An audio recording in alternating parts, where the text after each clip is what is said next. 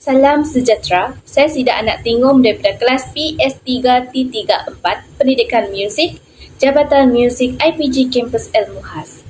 Baiklah, pada hari ini, saya ingin membuat pembentangan berkaitan dengan kertas cadangan yang telah saya laksanakan pada minggu lalu yang berjudul Penggunaan Lagu Sabak Berbuah Masyarakat Enik Iban di Daerah Lubuk Antu, Sarawak.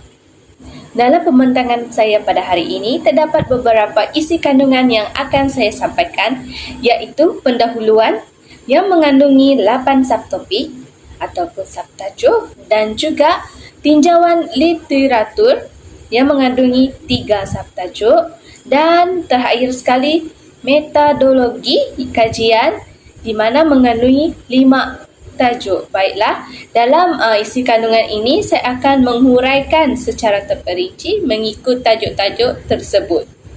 Baiklah, saya mulakan pembentangan dengan penghuraian mengenai latar belakang kajian. Menurut Rashid dan Muhammad Kamal pada tahun 2004 telah menyatakan nyanyian bercorak universal ini merupakan salah satu nyanyian yang berunsur kebudayaan yang telah disampaikan daripada mulut ke mulut. Ini melalui secara pertuturan lisan. Dalam kajian saya ini, lagu Sabak merupakan salah satu lagu adat kematian masyarakat Enik Iban dalam upacara nyapak yang bermaksud meratapi kepergian seseorang. Baiklah, dalam nyanyian Sabak Berbuah ini ditujukan untuk mengiringi roh menuju ke dunia lain ataupun dikenali sebagai dunia sebayan. Sebayan itu merupakan salah satu perkataan dalam bahasa Iban iaitu dunia selepas kematian, iaitu di mana mereka mempercayai alam selepas mati ada lagi alam kehidupan yang lain. Baiklah, nyanyian Sabak Berbuah ini akan dinyanyikan oleh tukang sabak yang mempunyai pengetahuan yang sangat mahir untuk menggambarkan dunia sabak melalui leka ataupun bermaksud lirik kepada lagu Sabak Berbuah tersebut. Seterusnya, beberapa masalah telah dikemukakan dalam pernyataan masalah. Misalnya, lagu Sabak Berbuah ini hanya dinyanyikan semasa ada kematian di kampung berkaitan. Hal ini kerana lagu ini mempunyai peraturan dan keunikan identiti masyarakat Iban tersendiri. Selain itu, lagu ini tidak mempunyai dokumentasi atau transkrip.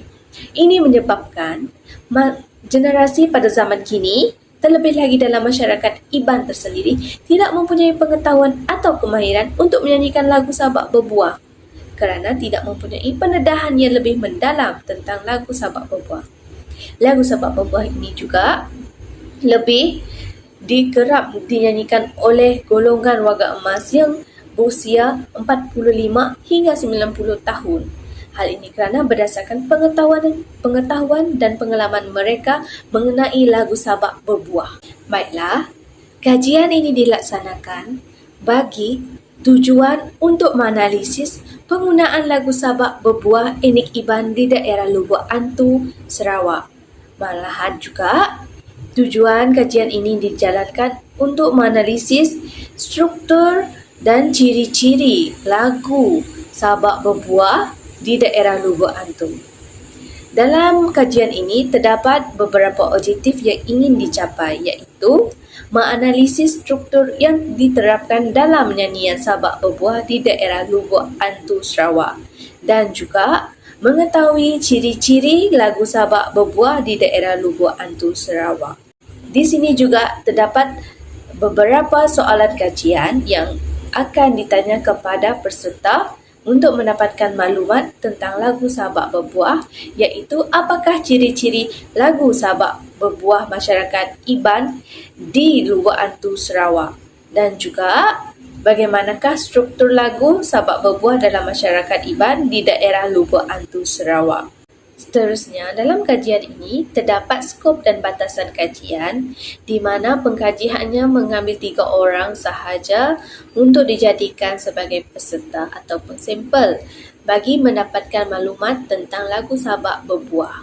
Pengkaji memilih peserta dalam lingkungan usia 45 hingga 90 tahun kerana berdasarkan pengetahuan dan pengalaman mereka mengenai lagu Sabak Berbuah dalam kehidupan mereka. Tambahan juga, Kajian ini tertumpu kepada seni nyanyian warisan seni masyarakat Iban, iaitu lagu Sabak Berbuah di daerah Lubuk Hantu, Sarawak. Malahan juga, pengkaji memerlukan pengangkutan sungai untuk menemui salah seorang peserta bagi mendapatkan maklumat dengan lebih lanjut lagi. Kerana di kawasan tersebut merupakan salah satu kampung pedalaman yang tidak mempunyai teknologi ataupun saluran internet yang tidak memuaskan dan boleh mengganggu pengkaji dan juga peserta untuk mendapatkan maklumat dengan lebih lancar. Dalam kajian kertas cadangan penggunaan lagu Sabak Berbuah masyarakat etnik Iban di daerah Lubuk Hantu, Sarawak mempunyai kepentingan yang memainkan peranan untuk membantu meningkatkan kemahiran seni dan juga pengetahuan masyarakat Iban mengenai seni lagu Sabak Berbuah. Malahan juga kepentingan kajian ini dapat membantu untuk lagu Sabak Berbuah ini mempunyai rekod dokumentasi dan transkrip, walaupun lagu ini merupakan salah satu lagu adat budaya yang sangat sukar mempunyai dokumentasi kerana mempunyai peraturan-peraturan tersendiri. Malahan juga kepentingan kajian ini adalah di mana berharap semua pihak boleh mempunyai pengetahuan dan juga memfahatkan sejarah mengenai seni nyanyian lagu Sabak Berbuah di daerah Lubuk Hantu, Sarawak. Dalam pembentangan ini, saya ingin mengemukakan beberapa definisi operasional, iaitu yang pertama, lagu Sabak Berbuah. Sabak adalah satu perkataan yang bermaksud atapan secara perlahan kepada roh yang meninggal. Dan lagu Sabak Berbuah ini merupakan salah satu lagu yang dinyanyikan oleh tukang sabak untuk menggambarkan dunia sebayan melalui leka sabak, iaitu lirik lagu yang mempunyai mesej secara tersurat dan tersirat. Seterusnya, definisi yang ingin saya kemukakan iaitu masyarakat etnik Iban. Masyarakat ini merupakan salah satu masyarakat yang mempunyai populasi yang sangat besar di negeri Sarawak. Perkataan Iban sendiri mempunyai maksud iaitu mensia, iaitu manusia. Baiklah, di sini pengkaji ingin menumpukan masyarakat Iban yang tinggal di daerah Lubuk Hantu, Sarawak. Baiklah, pembentangan ini beralih kepada bab 2 iaitu tinjauan literatur, di mana pengkaji menggunakan teori ataupun modul untuk melaksanakan kajian penggunaan lagu Sabak Berbuah masyarakat etnik Iban di daerah Lubuk Hantu, Sarawak. Dalam kajian ini, teori yang digunakan adalah teori pembelajaran sosial yang diasaskan oleh Albert Bandura pada tahun 1986. Teori ini telah menyatakan bahawa perilaku manusia dibentuk melalui peniruan melalui persekitaran. Dalam konteks ini, pengkaji menganalisis bagaimana lagu Sabak Berbuah ini mempengaruhi tingkah laku manusia, iaitu terlebih lagi dalam masyarakat Iban tersendiri untuk dinyanyikan semasa ada kematian. Baiklah, seterusnya, pengkaji juga menggunakan modul etnomusikologi iaitu daripada Alan P. Merriam pada tahun 1964, di mana beliau telah menyatakan modul ini mengaitkan muzik dalam kebudayaan hidup seharian manusia. Terdapat 6 cabang dalam modul ini yang mempunyai kesinambungan dalam aspek muzik kreatif. Dalam modul ini juga, pengkaji mengkaji ciri-ciri lagu dan struktur penggunaan lagu Sabak Berbuah dalam masyarakat Iban di daerah Lubuk Hantu, Sarawak. Berdasarkan teori dan modul yang digunakan, pengkaji iaitu saya sendiri telah melaksanakan beberapa bacaan daripada kajian lalu. Baiklah, dalam dapatan kajian yang saya telah baca, iaitu yang pertama, Gregory Kiai dan Noria Tukang pada tahun 2019 telah menyatakan bahawa tukang sabak yang menyanyikan lagu Sabak Berbuah ini mempunyai 3 jenis posisi kedudukan.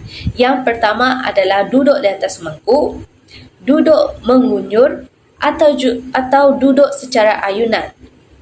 Beliau juga telah menyatakan bahawa jika tukang sabak menyanyikan lagu sabak berbuah secara duduk secara ayunan, sebelah tangan kanan akan memegang puak kumbuk, manakala tangan kiri akan memegang bahu saudara mara si mati. Hal ini supaya memberi kekuatan kepada tukang sabak tidak terlibat dalam konsep alah ayu.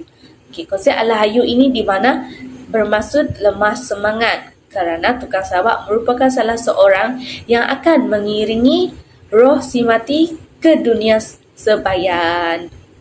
Baiklah, bacaan kajian lalu yang kedua saya baca adalah daripada Laura Smart pada tahun 2022 dalam Image Archetype, iaitu mengenai puisi sabak, ataupun beliau telah menyatakan bahawa leka sabak ini merupakan salah satu lirik ataupun puisi yang menggambarkan dunia sebayan.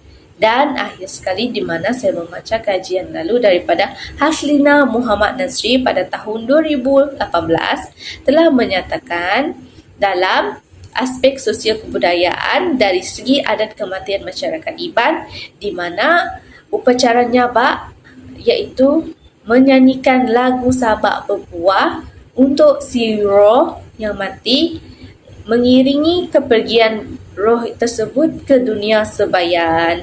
Dan upacara ini dilaksanakan daripada waktu malam sehingga subuh dinyanyikan oleh tukang sabak. Seterusnya dalam pembentangan ini saya ingin mengemukakan tentang kerangka konseptual. Baiklah, kerangka ini merupakan salah satu perjalanan kajian saya ini secara sistematik di mana saya mulakan dengan masyarakat Iban di daerah Lubuk Antu Sarawak, iaitu bermaksud saya memilih masyarakat Iban yang hanya tertumpu di Lubuk Antu Sarawak bagi menganalisis tentang penggunaan lagu sabak berbuah tersebut. Dan dalam kajian saya ini juga saya ingin mengetahui penggunaan lagu sabak berbuah daripada dua aspek, iaitu ciri-ciri lagu sabak berbuah dan juga struktur lagu sabak berbuah. Seterusnya kita beralih kepada bab 3 di mana mengenai metodologi kajian. Di sini adalah menerangkan berkaitan dengan reka bentuk kajian. Di sini saya memberi fokus kepada penggunaan lagu sabak berbuah dengan mengaplikasikan kaedah kualitatif untuk mendapatkan maklumat daripada peserta. Jadi di sini saya menggunakan dua jenis instrumen kajian, iaitu pemerhatian dan juga temu bual. Jadi di sini juga saya membuat kesimpulan daripada 3 orang peserta masyarakat Iban daripada daerah Lubuk Antu Sarawak. Peserta yang saya pilih ini dalam lingkungan usia 45 hingga 90 tahun. Hal ini kerana saya ingin memilih peserta yang mempunyai pengetahuan yang lebih banyak dan juga berdasarkan pengalaman mereka mengenai penggunaan lagu sabak berbuah di daerah Lubuk Antu Sarawak. Dan dalam kajian ini juga saya membuat instrumen kajian dalam menyediakan soalan selidik sama ada melalui temu bual secara lisan ataupun bertulis. Dalam instrumen kajian saya ini saya menggunakan pemerhatian. Dalam pemerhatian ini saya lakukan terhadap peserta saya, iaitu ahli-ahli sampel saya ketika memberikan maklumat berkaitan dengan lagu sabak berbuah. Manakala pemerhatian ini saya lakukan secara tidak langsung ataupun langsung berdasarkan tingkah laku dan persekitaran ketika beliau memberikan jawapan berkaitan dengan soalan yang saya kemukakan. Dalam instrumen kajian saya juga saya menggunakan instrumen temu bual di mana saya menggunakan sesi soalan jawab terhadap peserta saya untuk mendapatkan maklumat. Dalam instrumen sesi temu bual ini juga saya menggunakan bahasa Iban kepada peserta saya kerana terdapat beberapa peserta saya tidak fasih berbahasa Melayu. Jadi jika saya menggunakan bahasa Iban mungkin dapat membantu peserta saya memahami soalan yang saya kemukakan, dan peserta saya juga dapat membantu saya untuk memberikan maklumat yang lebih mendalam berkaitan dengan lagu sabak berbuah di masyarakat Iban di daerah Lubuk Antu Sarawak. Baiklah, dalam bab 3 ini juga, saya telah melaksanakan prosedur pengurusan data di mana langkah pertama yang saya ambil adalah mendapat kebenaran terlebih dahulu daripada orang tua, iaitu orang tua, untuk mengambil lagu Sabak Berbuah ini sebagai kajian. Hal ini kerana lagu ini mempunyai peraturan tersendiri bagi menghormati pegangan budaya yang masih diamalkan oleh masyarakat Iban. Saya meminta kebenaran terlebih dahulu. Dan langkah kedua, setelah mendapat kebenaran, saya berjumpa dengan penyelia saya, iaitu pencara pembimbing saya, Cik Nik Hartini, untuk berbincang mengenai tajuk yang saya pilih. Dan perjumpaan kami ini dapat membantu saya untuk menganalisiskan kaji ini secara dengan lebih terperinci lagi. Okey. Langkah yang ketiga di mana saya mencari maklumat tambahan daripada internet, iaitu daripada kajian lalu dan juga teori dan model yang dapat membantu saya melaksanakan kajian ini, dan juga membuat soalan-soalan yang dapat dikemukakan kepada peserta-peserta sampel saya. Dan akhir sekali di mana saya menggunakan bahasa Iban, iaitu untuk berkomunikasi dengan hari peserta saya untuk yang dijadikan sebagai sampel. Hal ini kerana bagi memudahkan lagi komunikasi di antara pengkaji dan juga peserta sampel untuk mendapatkan maklumat yang dikehendaki.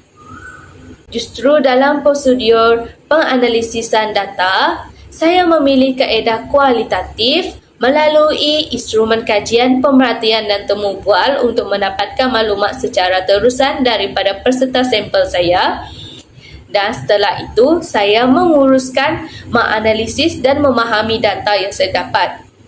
Setelah menjalankan 3 peringkat ini, saya menjalankan penelitian daripada awal berdasarkan maklumat yang saya dapat. Hal ini supaya saya mendapatkan maklumat yang lebih jelas untuk dikemukakan kepada para pembaca kajian saya nanti. Dan melalui penelitian saya ini juga, saya boleh mendapatkan maklumat yang boleh dikomutasi atau ditranskripkan dalam kajian saya. Secara dalam keseluruhan, saya berusaha untuk menjalankan sebuah kajian penggunaan lagu Sabak Berbuah masyarakat etnik Iban di daerah Lubuk Antu, Sarawak, yang mengikut metodologi dan prosedur untuk menjalankan kajian ini bagi memastikan objektif kajian ini tercapai. Dengan itu, saya mengucapkan sekian terima kasih.